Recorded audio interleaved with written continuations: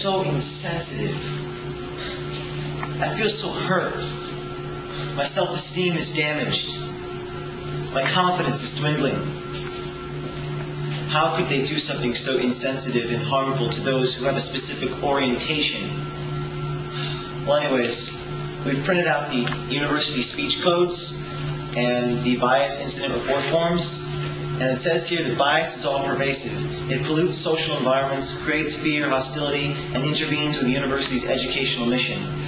In a university, all students are expected to be sufficiently open to the myriad differences they are exposed to on campus in order to learn how to work, grow, and live in a multicultural world. But this is not always the case. That's right, it's not always the case. They told us to go kill ourselves on our paper. We feel violated. This is insensitive. It lacks tolerance. We need to do something about it. And we found out that it violates the speech code. Article 4, Section 1, Clause B. No overt threats or intimidations. Well, that was certainly an overt threat or intimidation. It counts as a bias act because it was a message left on a board, a written and oral message or threat. It's an inappropriate language, and it's an environmental act targeting us because of our orientation. We're going to go see the dean right now and take care of this. Come on. All right, we're heading towards the dean's office. We're going to file a formal complaint because property was stolen, death threats were made, and it was very insensitive.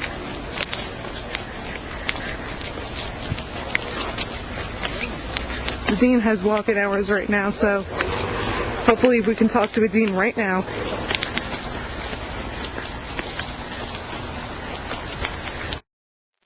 Alright, well, we made an appointment with the dean. We're all ready to go.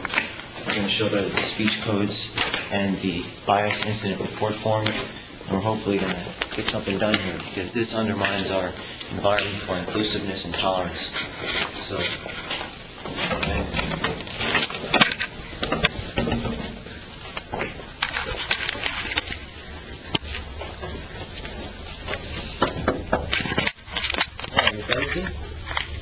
we just wanted to talk to you about, I think we have an appointment set up today. Okay. Yeah. Which I'm editor-in-chief, and they're the faculty of this paper. And it was a death threat because of our orientation.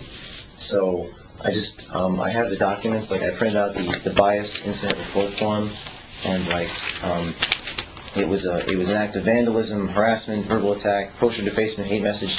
They even ripped down posters from my door, and I also have the policy prohibiting discrimination in Article 4, Section B, Clause 1. It says no overt threats or intimidations, and I just feel really bad because our property's been ripped down, our paper has been defaced, and I live right next to her, so it really prevents. I mean, it's insensitive.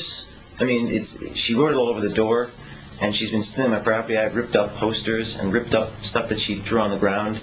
And I mean, we even took pictures of it to make sure, and it's still on the door. It's been there for 3 months. Overt death threats and intimidations. On her door or on your door? On her door. She put it up on her door and wrote "die" all over it.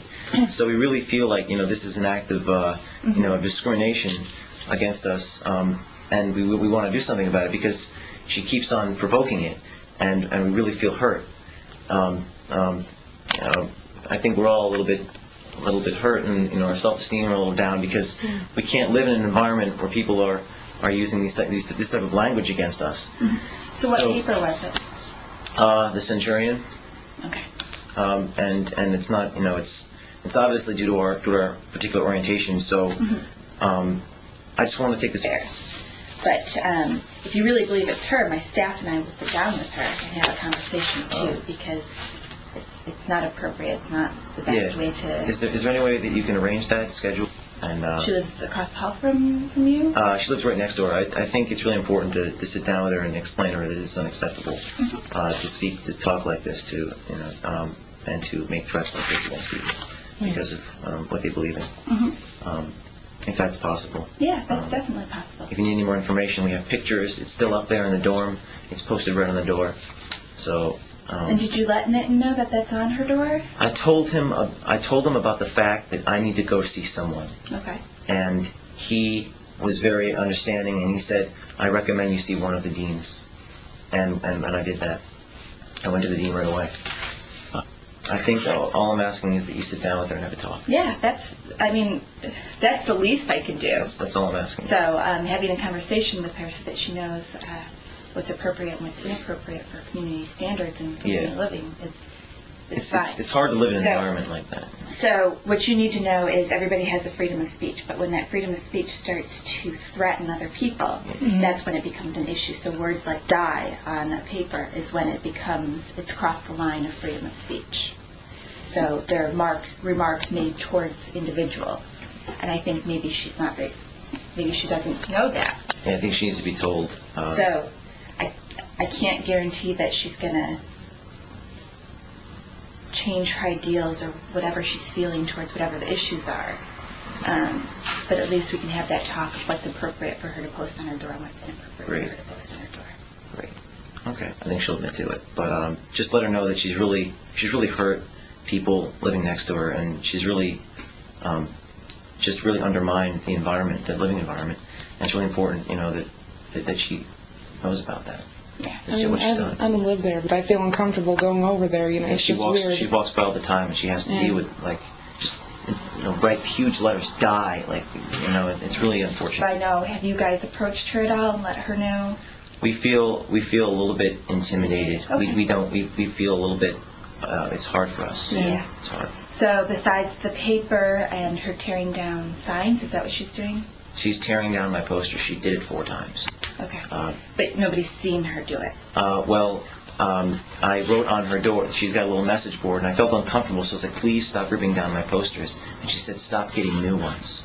It's still up there if you'd like to see it. Okay. And so I guess that would be an admission of guilt. Yeah. And then there was one instance where one of the posters was ripped up and put underneath my door, and I did nothing to prompt this. Mm-hmm. So it's really unfortunate. Else? That's all I can think of. Let me give you my business card in case you guys have other issues that come up. You can call or you can email me.